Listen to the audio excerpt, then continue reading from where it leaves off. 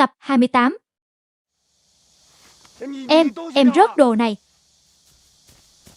Khăn lụa của em rơi này. Khăn lụa nào? Chính là cái khăn mỗi người mỗi nửa của chúng ta. Anh nhớ ra rồi. Anh nói anh yêu em. Em là người yêu của anh. Anh nói em là vợ chưa cưới của anh.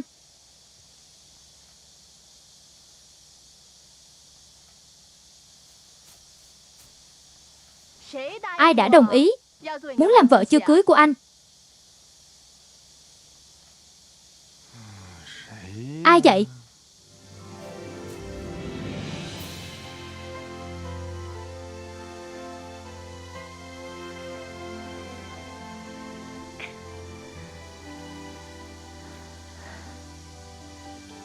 Em đó.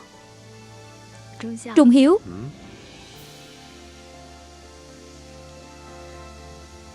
Em yêu anh. Em muốn gả cho anh.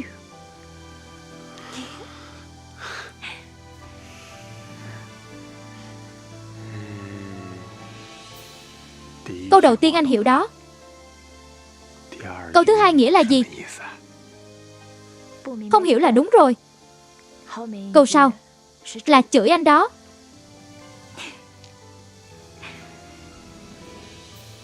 Từ hôm nay anh là người của em rồi.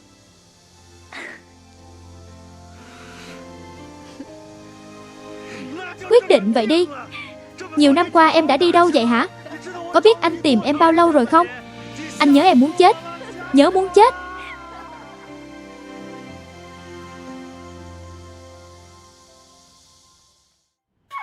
Bộ chỉ huy quân Nhật ở thành Bình Ấp.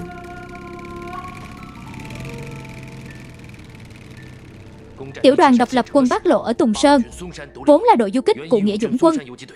Tiểu đoàn trưởng là nhóc thư sinh ở Bồ Dương Trang, Trung Hiếu, là người chặn được 2 quả bom độc của chúng ta.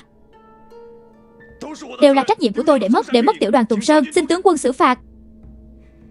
Takahashi. Thắng bại là chuyện thường trong quân sự. Nhóc thư sinh, hắn lại ra phía sau chúng ta rồi. Được lắm. Tướng quân, đây là tài liệu Cục Tình báo Quân đội Đế quốc gửi, nhưng vẫn chưa hoàn chỉnh. Đây là những lần tác chiến của hắn với Hoàng quân sau khi nhập ngũ.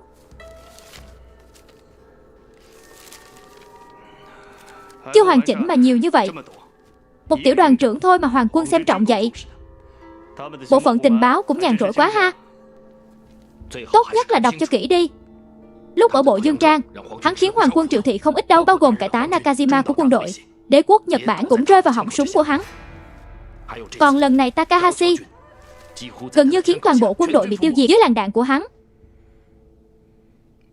Takahashi đừng nóng giận. Đánh bại đối thủ quá yếu cũng là nỗi nhục của người lính. Xem đi. Còn biết tiếng Nhật. Hắn chỉ cần nhìn thoáng qua đã biết gián điệp ẩn nấp nhiều năm của chúng ta. Đúng là người trẻ tuổi có tài. Tôi với cậu ta viết thư nhiều năm rồi. Nhờ các vị sau khi giành lại Tùng Sơn cố gắng hết sức bắt sống nhóc thư sinh. Tôi thật sự muốn nhìn mặt cậu ta.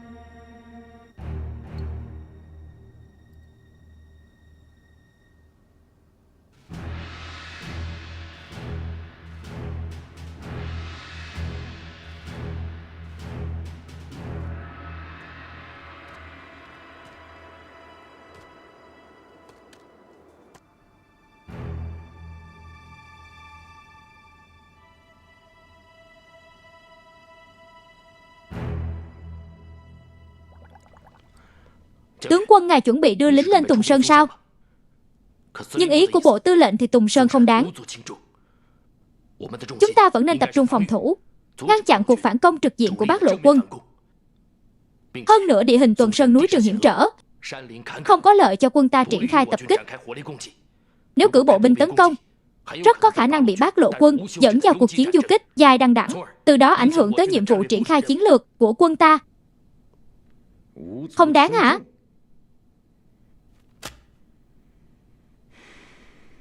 Nhóc thư sinh đó giành doanh trại Tùng Sơn của tôi. Toàn bộ hoàng quân hy sinh. Họ thậm chí còn xông vào núi Tùng Sơn, thậm chí núi Y Kỳ. Khoan hãy kể tới ảnh hưởng xấu. Chỉ nói về góc độ chiến lược, nhóc thư sinh chiếm được căn cứ ở Tùng Sơn Y Kỳ, giống như đâm một nhát kiếm ngay sau lưng tôi. Ngay khi quân chủ lực của Bác Lộ quân phản công trực diện, họ cũng thông đồng từ xa tấn công tôi từ phía sau. Tiến bị tấn công trúc bị chặn đánh. Có kiểu không đáng này nữa hả? Nhưng bây giờ đội của tôi bị chia làm đôi lão. Quân chủ lực của Bác Lộ quân tấn công phòng tuyến của Hoàng quân, chúng ta không trở tay kịp mất nhiều hơn được. Hơn nữa còn vi phạm nhiệm vụ triển khai chiến lược của Bộ Tư lệnh. Tùng Sơn tuy quan trọng, nhưng sát sâu và phạm vi sức mạnh quân ta, họ chỉ là một tiểu đoàn, không thể gây khó cho ta được. Cậu có biết dưỡng hổ di hoạn không? Dù sau đây cũng là quê hương họ.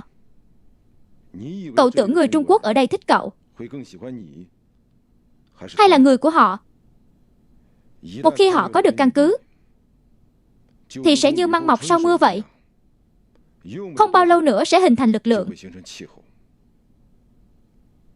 Không. Bây giờ họ đang ở phía sau tôi, hình thành mối đe dọa rồi.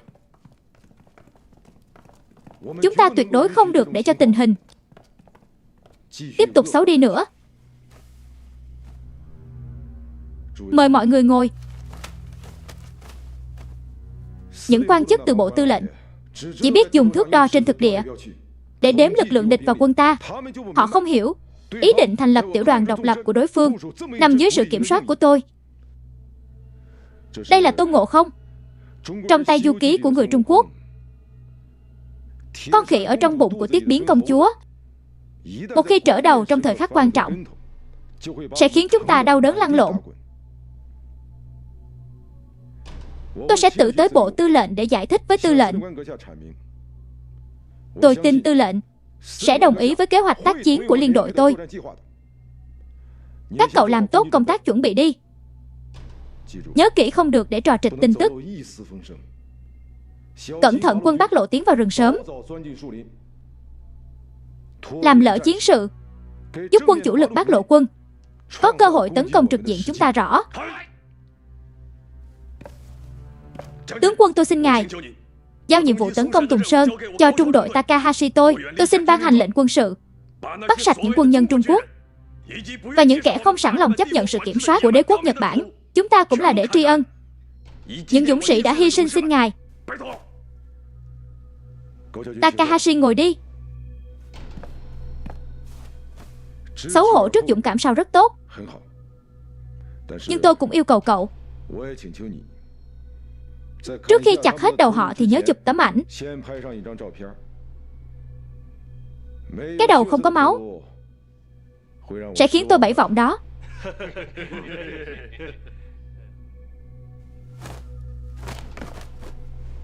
Các võ sĩ, tuy bây giờ chúng ta hơi bị động, nhưng chỉ cần chúng ta cố gắng, tôi tin thắng lợi cuối cùng nhất định sẽ thuộc về đế quốc Nhật Bản chúng ta.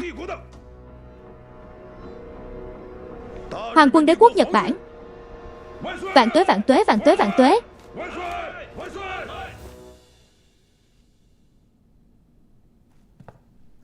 Taxi, nhớ bảo mật. Lần này chúng ta mặc thường phục tới Bộ Tư lệnh. Xin lệnh rõ.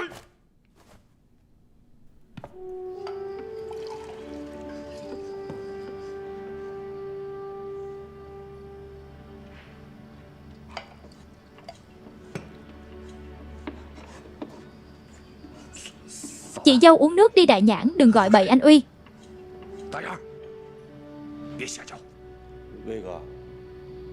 Đại Nhãn không gọi bậy đâu.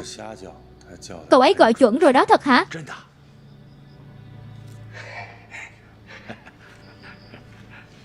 Cảm ơn, để đó đi cẩn thận phỏng.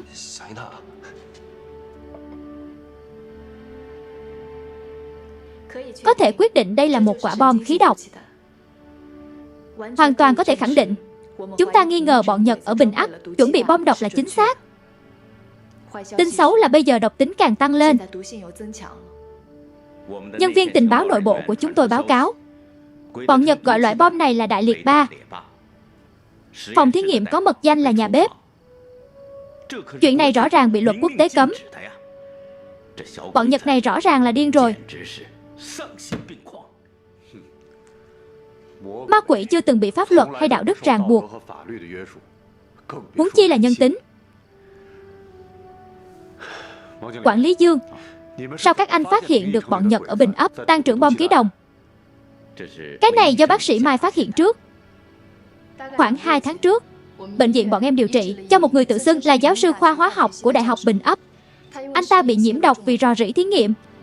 Lúc đó bọn em phát hiện độc ông ấy trúng chắc chắn không phải rò rỉ từ phòng thí nghiệm thông thường. Vì vậy sau nhiều thí nghiệm bí mật, bọn em có thể chắc chắn ông ấy bị đầu độc từ khí sarin. Vũ khí giết người, không phải độc sơ đinh. Đúng, độc sơ đinh. Nó là loại khí độc có thể gây tổn thương hệ thần kinh con người, thậm chí hít một lượng nhỏ, nếu không điều trị kịp sẽ dẫn tới tử vong.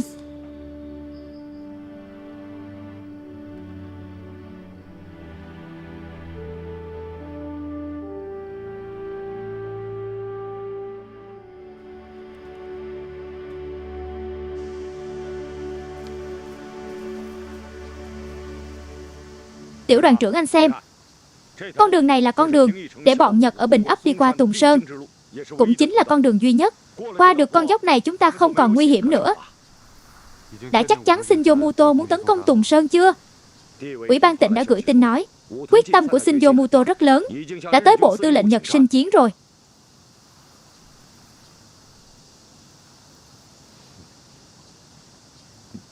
Sao trông anh thoải mái vậy, không lo hả?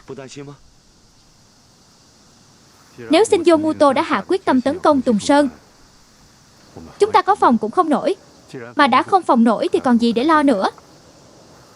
Ý anh là không phòng thủ, vậy phải làm sao? Cũng không thể để bọn Nhật chiếm Tùng Sơn của chúng ta chứ. Phòng thủ cứng rắn. Đối với thực lực của chúng ta hiện giờ như châu chấu đá xe vậy. Bất kể trận này chúng ta thắng hay thua, đều sẽ gây ra những thiệt hại không thể khắc phục. Cũng không phù hợp với nguyên tắc tác chiến của chúng ta. Nhưng cũng không dễ gì chúng ta thiết lập một khu căn cứ như vậy. Cứ vậy mà bỏ thì tiếc quá.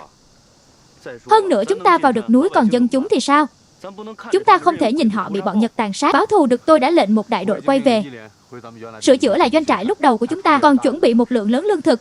Nếu bọn Nhật đánh tới thật, một bộ phận người dân sẽ vào núi, một số còn lại giải tán về thành phố, để lại cho bọn Nhật một thành trì trống không. Xem thử chúng làm được gì. Cách này cũng hay nhưng không thể lâu dài được. Tôi tin hắn dám tấn công, nhưng không tin hắn dám ở lại lâu. Nếu hắn giữ đại đội trên Tùng Sơn lâu ngày, ở đây ổn định, nhưng lực lượng chủ lực Bát Lộ quân ở Bình Ấp sẽ nhân cơ hội tấn công hậu phương của hắn. Nếu hắn để lại hơn một nửa trung đội ở đây, vậy thì cứ đợi dân cho chúng ta bữa ăn thịnh soạn thôi. Tôi cầu còn không được đang mong lắm đây. Vậy chúng ta cũng không cần tu sửa trận địa chi hả? Cứ đợi chúng tới là được rồi.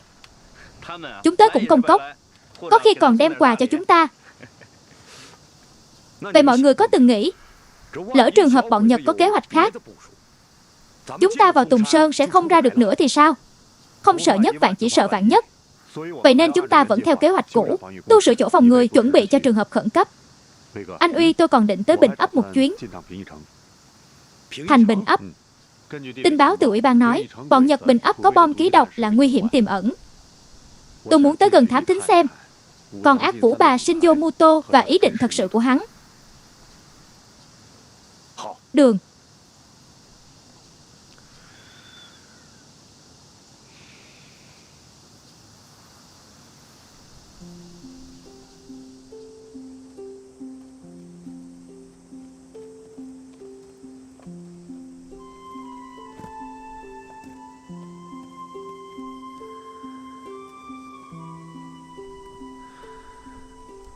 Chúng ta lại phải chia ly rồi. Quản lý Dương, tiểu đoàn trưởng buộc phải đi một chuyến. Được, một mình em ở đây nhất định phải chăm sóc bản thân tốt. Tuyệt đối đừng khiến anh lo đó.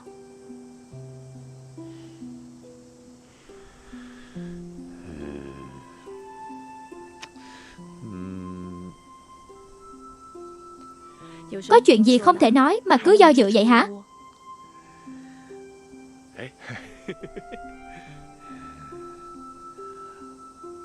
Anh sẽ nhớ em lắm.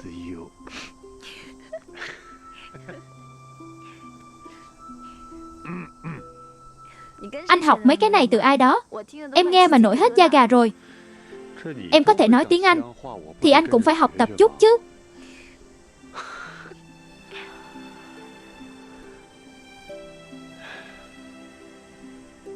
Vậy sau khi em quay về, anh cũng phải chú ý an toàn đó. Cũng phải nhanh chóng tìm được chỗ bọn giật giấu bom ký đồng. Một lữ đoàn của Shinjo Muto chịu trách nhiệm phòng thủ và chế thuốc. Anh tin hắn chỉ muốn dựa vào thứ độc này thôi. Nếu dùng thứ này để ngăn chặn chúng ta phản công, sẽ ảnh hưởng tới toàn bộ chiến cục. Vậy nên chúng ta cần loại bỏ mối đe dọa tiềm ẩn này càng sớm càng tốt. Em về trước đi. Tổ chức sẽ cử người tới phối hợp với em sớm thôi.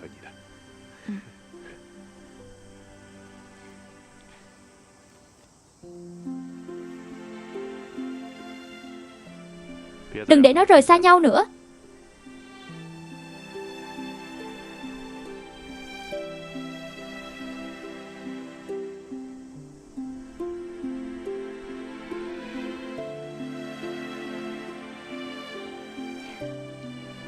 Nhất định.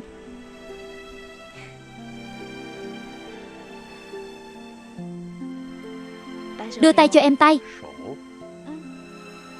Mau lên. Cười gì vậy? Chưa từng thấy hả?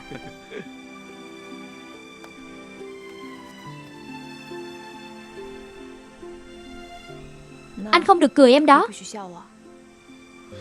Cười gì chứ? Cho anh nè hầu bao. Không phải. Lúc còn sống mẹ em là một Phật tử sùng đạo. Năm nào cũng đích thân tới chùa xin cho em một tấm bùa bình an. Đây là cái cuối cùng mẹ lấy cho em. Em biết Bác Lộ Quân chúng ta đều là người vô thần, nhưng em vẫn mong lúc em không ở bên cạnh anh thì có nó.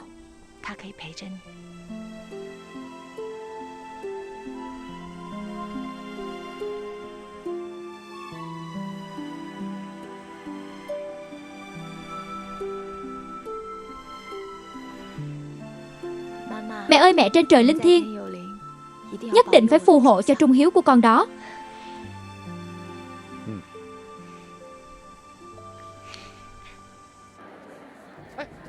Kháng chiến thắng lợi. Đọc đi thắng lợi ở Tùng Sơn. Kháng chiến thắng lợi. Đọc đi thắng lợi ở Tùng Sơn. Kháng chiến thắng lợi. Kháng chiến thắng lợi. Đọc đi thắng lợi ở Tùng Sơn. Kháng chiến thắng lợi. Đọc chút đi thắng lợi ở Tùng Sơn. Kháng chiến thắng lợi. Thắng lợi ở Tùng Sơn. Kháng chiến thắng lợi. Đọc qua đi thắng lợi ở Tùng Sơn. Kháng chiến thắng lợi. Đọc chút đi kháng chiến thắng lợi rồi đọc chút đi. Đứng lại làm gì vậy hả? Cảnh sát tới rồi, chạy mau chạy mau chạy mau. Đứng lại đứng lại.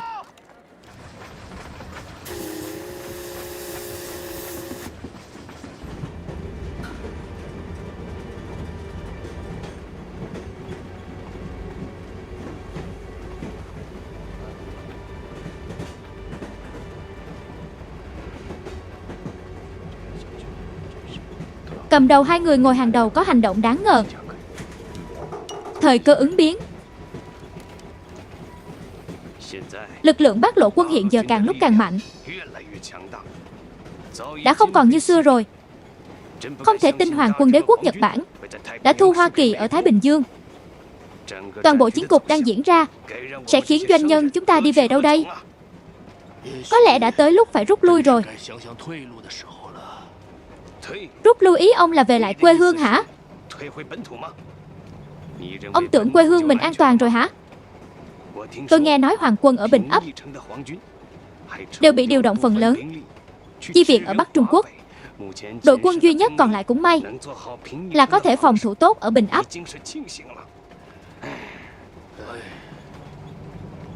Tôi thấy chúng ta vẫn nên nghĩ cách rút khác. Nếu không thì đích đến của chúng ta chỉ có thể là những trại tập trung của Trung Quốc. Nếu thực sự có ngày đó, tôi thật sự không dám tưởng tượng người Trung sẽ đối xử với người Nhật trong trại tập trung kiểu gì. Mọi người nói xem đúng không đúng? Khó tưởng tượng được lắm. Bình tĩnh.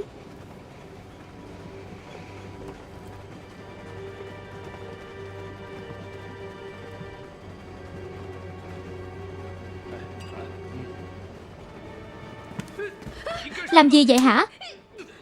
Khốn nạn. Hiến binh khốn nạn, sao anh lại đánh người?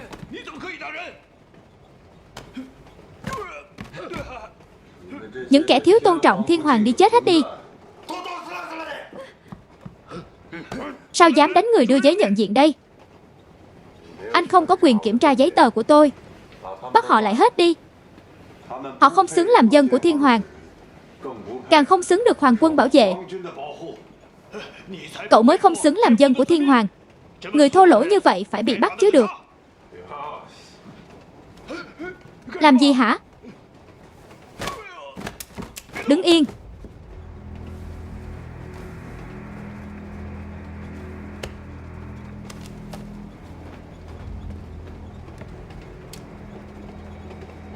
Dám chỉ súng vào tôi.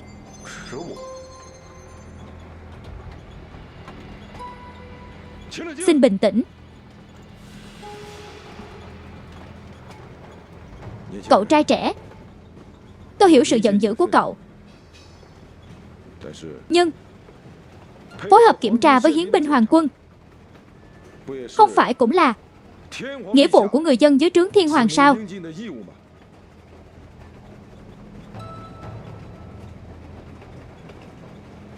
Ai?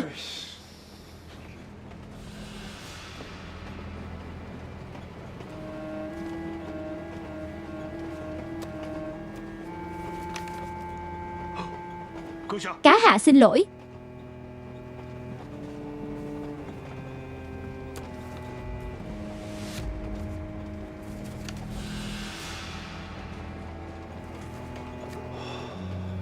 Hóa ra là Bá Tước Ly. Thật sự quá thất lễ rồi.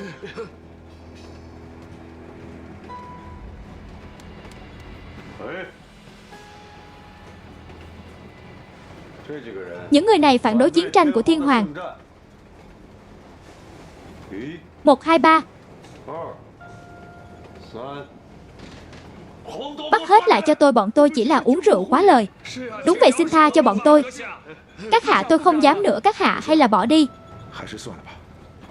Chúng ta không thể chỉ xuống vào người dân của mình, được tha cho họ đi.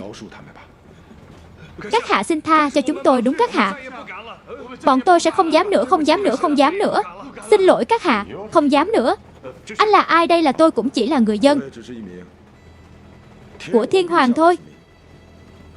Hãy tha thứ cho những kẻ say lắm lời này đi. Xin tha cho bọn tôi. Bọn tôi sẽ không dám nữa. Đúng vậy, không dám nữa. Cút. Mau đá những tên say rượu này ra khỏi tàu đi. Họ không xứng ngồi cùng toa với ngài Bá Tước Rõ. Đi mau. Xin lỗi ngài, xin lỗi ngài, xin lỗi ngài. Mau.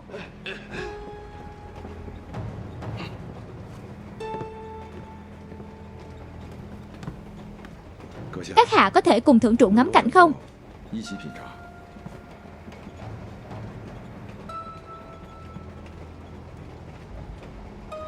Đúng là người dân trung thành.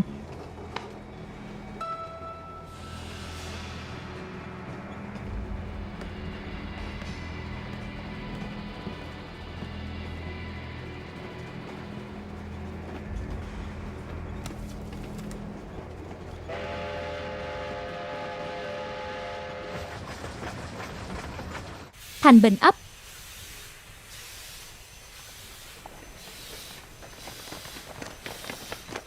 Mau lên. Mau lên. Quân gia nhìn kìa, đi thôi đi thôi.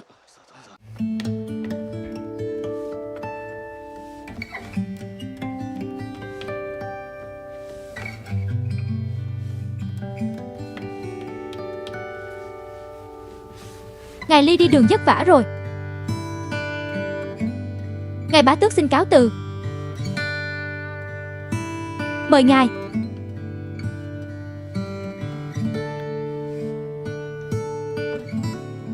Đúng là đám người vô lễ, hắn tưởng hắn là ai chứ?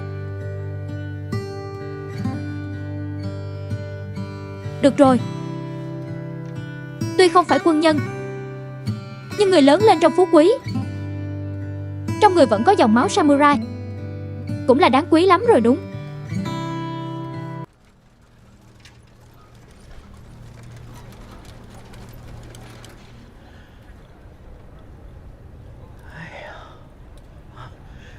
Dọa chết tôi rồi. Sao cậu còn quen biết Shinjo Muto vậy? Hắn còn kính nể lễ phép với cậu nữa. Đó là Shinjo Muto cậu không biết hả? Không ngờ đó. Hai người đối đầu nhau nhiều năm qua, giờ lại mặt đối mặt vậy mà lại không nhận ra nhau. Mau nói đi, rốt cuộc có chuyện gì vậy? Lúc nãy đúng là dọa tôi sợ chết. Shinjo Muto còn cúi chào cậu nữa, còn rất kính nể cậu. Quản lý Dương, anh còn sợ hả? Cầm đầu của bọn tôi lên xe lửa, đánh cho đám khốn đó một trận. Chính Shinjo Muto đứng ra giải vây cho họ đó. Vậy hả, có chuyện gì vậy? Không gặp phiền phức gì, tự gây chút phiền phức thôi. Có vài người Nhật trên tàu bất mãn với tình hình hiện tại mà mắng chửi thiên hoàng của họ. Tôi thay mặt thiên hoàng đánh họ vài cái thôi. Vậy cũng mạo hiểm quá đó. Anh quên thân phận anh đưa cho tôi hả? Akigen Lee không chỉ là người thừa kế của gia tộc Lee, mà còn là bá tước nữa. Hèn gì Shinjo Muto còn cúi đầu hành lễ với cậu. Bá tước? Bá tước đã chức quan to cỡ nào? Sao một người lính cũng hành lễ với bá tước? Với lại Shinjo Muto cũng lớn như vậy rồi vẫn phải kính lễ. Nói vậy nè, Nhật Bản là quốc gia có hệ thống phân cấp rất rõ ràng. Trước thời Minh trị Duy Tân, người bình thường thậm chí còn không có họ. Đừng nhìn những Hoa kiều Nhật Bản độc đoán ở Trung Quốc, khi tới Nhật Bản gặp các quý tộc còn không dám ngẩng đầu nhìn. Gia tộc Lee ở Nhật Bản không chỉ là quý tộc mang dòng máu hoàng gia. Ông của Akira Lee lập công lớn trong chiến tranh Nga-Nhật, là một huyền thoại trong giới quân sự. Hình như tôi hiểu rồi. Cầm đầu nhưng vẫn còn cái chưa rõ. Đây gọi là người vừa có gan vừa có kỹ năng. Người khác đóng giả chỉ muốn trốn, còn cậu thì hay rồi chủ động gây chuyện. Người thừa kế của gia tộc Lee, hoàng tử của hoàng gia, tới một nơi xa xôi nhỏ bé như Bình Ấp mà không gây chút động tĩnh gì cũng hơi bất thường. Điều này cũng có lợi cho hành động trong tương lai của chúng ta. Cái này xem như chào hỏi với bọn Nhật rồi. Phải rồi quản lý Dương, lần này làm phiền các đồng chí ủy ban chi tiền, là một chiếc nhẫn vàng rồng nguyên khối giống vậy.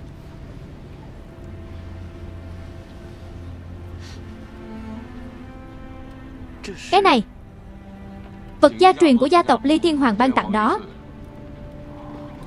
Cái này tôi lấy được từ đợt đánh Tùng Sơn. Nhìn không ra hả? Cầm đầu, anh còn hiểu về đồ cổ của bọn Nhật hả? Hèn gì Shinjo Muto vừa thấy chiếc nhẫn của anh liền giải vây cho anh. Nhớ đó, sau này lúc chúng ta làm việc ở Bình Ấp, tuyệt đối đừng gọi tôi là cầm đầu nữa, phải gọi là các hạ hoặc là ngài. Chúng ta cũng phải tôn trọng người bá tước mà bọn Nhật kính nể này chứ được. Cậu à, xin lỗi. Bá tước các hạ thành thật xin lỗi. Chúng ta phải mau chóng làm quen kiểu xưng hô này thôi. Nhất định phải tỏ ra tôn kính. Đúng không? Không sai. Bá tước các hạ. Sao cậu hiểu rõ về gia tộc Ly vậy? Akirenji là bạn học tiểu học của tôi. Cha cậu ta mất sớm, để cậu ta luôn nhớ tới niềm tự hào của gia tộc. Mẹ cậu ta đã làm cái nhẫn lụa này để cậu ta đeo quanh cổ. Tôi nhớ lúc đó bọn tôi còn dùng chiếc nhẫn này làm con dấu. Cầm đầu hèn gì anh còn nói được tiếng Nhật. Hóa ra anh từng học ở Nhật hả? Quản lý Dương nhớ kỹ, sau khi làm ra nhẫn phải khiến nó trông cũ kỹ, như được truyền qua nhiều thế hệ, trải qua nhiều sương gió rồi. Nhưng bây giờ tình trạng lạm phát, dùng địch ngụy khá nghiêm trọng. Quân đội Nhật kiểm soát kim loại quý cũng rất chặt chẽ. Tiền thì bọn tôi có, nhưng vàng không dễ tìm đâu. Cầm đầu tôi có nè.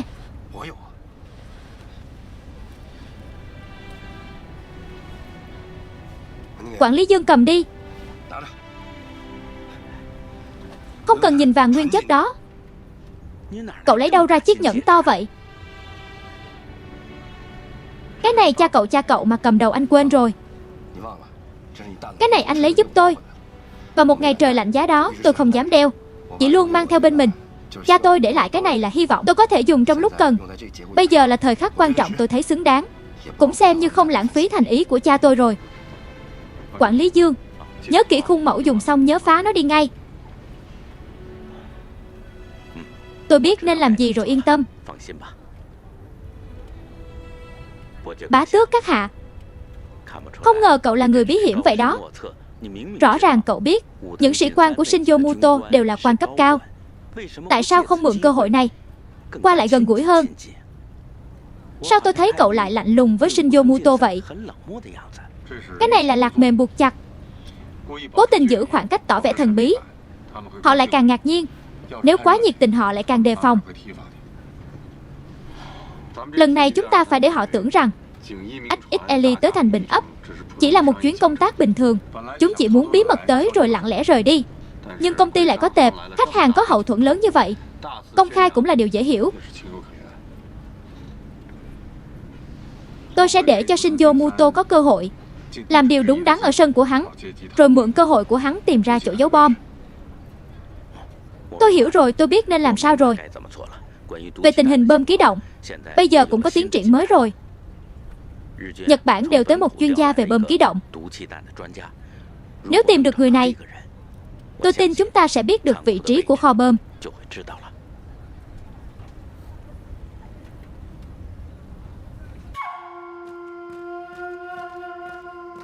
Takahashi, ngoài 3 phi đội bộ binh với sự chỉ huy của cậu, tôi sẽ điều động thêm một trung đội kỵ binh nữa.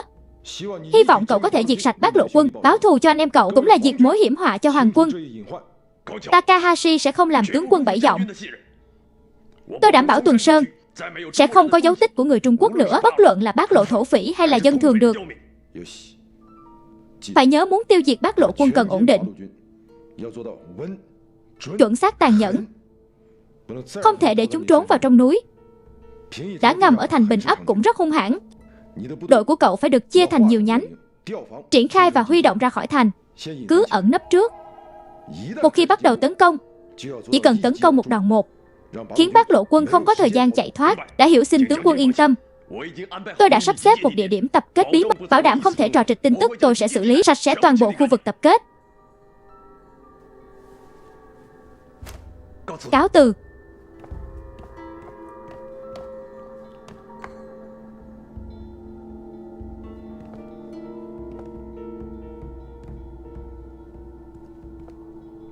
Ra lệnh chi 3 tăng cường cảnh vệ nhà bếp, đề phòng đã ngầm đánh hơi được gì đó.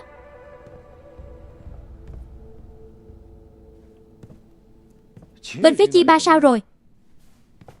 Chúng tôi đã tiến hành bước thứ 2, chế tạo đại liệt 3 rồi. Anh ấy rất vất vả ở nhà bếp hơn 1 tháng nay, cả ngày lẫn đêm. Lần trước còn suýt chết vì độc bị rò rỉ. Cũng may là cứu kịp thời. Chúng ta đều đang cố hết sức vượt qua gian khổ vì đế quốc. Nếu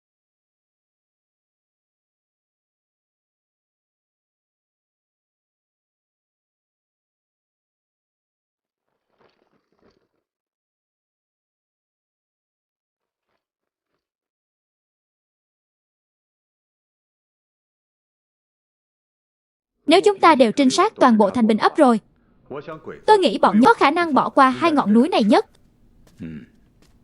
Nếu chúng ta đã tới lúc rồi, khách chúng ta hẹn sắp tới rồi. Cậu đoán trước giúp tôi được. Mọi người nói chuyện đi, tôi tránh mặt một chút được mời.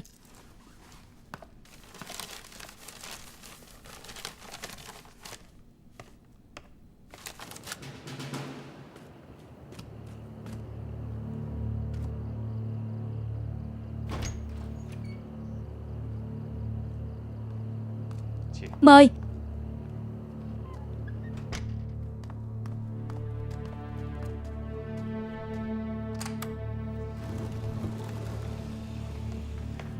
Mời ông Watanabe Hiroshi. Bộ tư lệnh đã đồng ý cho kế hoạch tấn công Thùng Sơn của Shinjo Muto rồi. Quân đội Bình Ấp hiện giờ đã bắt đầu tập hợp ra khỏi thành, nhưng vẫn chưa rõ thời gian và phương hướng tấn công. Bao nhiêu binh lực? 3 trung đội bộ binh, 1 trung đội kỵ binh. Tôi nghĩ còn một đội tiếp viện trên không nữa. Lần này họ không có ý định chiếm căn cứ Tùng Sơn, mà là muốn biến nó thành vùng đất không người, vùng đất không người đúng. Chắc các anh cũng hiểu con người Shinjo Muto, vốn nổi tiếng tàn bạo. Shinjo Muto huy động gần một nửa binh lực, bí mật tập hợp chuẩn bị tấn công Tùng Sơn, chính là muốn chắc chắn chiến thắng, loại bỏ rắc rối trong tương lai. Tình huống này rất kịp thời, rất quan trọng. Bọn tôi sẽ báo cho tổng bộ Bát Lộ quân để đối phó. Ngoài ra Shinjo Muto đang tiến hành thử nghiệm nâng cấp Đại Liệt 3 lần thứ 2. Một khi nâng cấp thành công, cuộc tàn sát của hắn sẽ càng điên cuồng hơn. Đây cũng là vũ khí thần khí cuối cùng của hắn. Anh đã làm rất nhiều rồi, hãy giao chuyện tìm Đại Liệt 3 lại cho chúng tôi. Đâu có chủ nghĩa phát xít hiện đang suy tàn. Một công chức như tôi cũng được bổ sung vào đội quân tiền tuyến. Bây giờ tôi tham mưu tác chiến của Shinjo Muto rồi.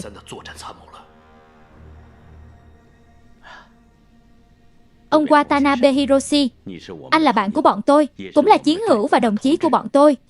Nếu anh bằng lòng, bọn tôi có thể giúp anh trốn trước, tới khi chiến tranh kết thúc. Cảm ơn. Vẫn nên theo họ thì hơn. Lỡ có tình huống khẩn cấp gì, có khi tôi vẫn còn có ích.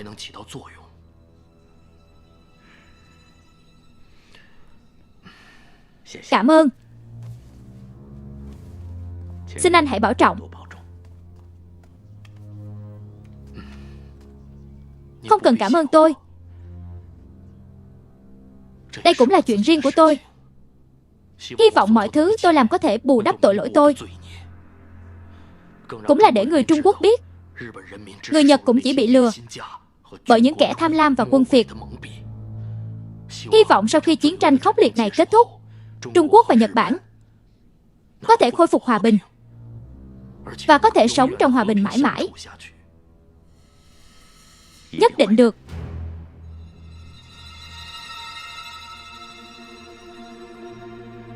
Trợ lý giúp tôi tiễn ngài Watanabe Hiroshi.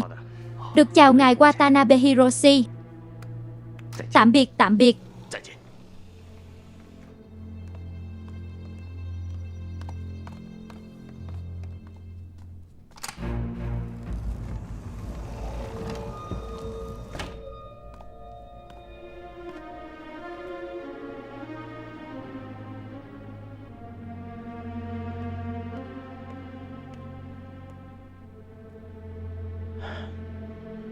Xem ra lần này Shinjo Muto muốn đánh úp Tùng Sơn.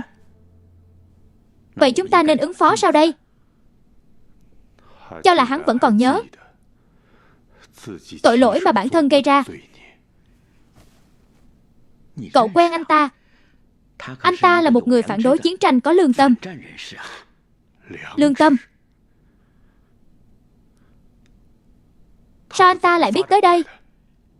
Tự anh ta tìm tới, tự tìm tới.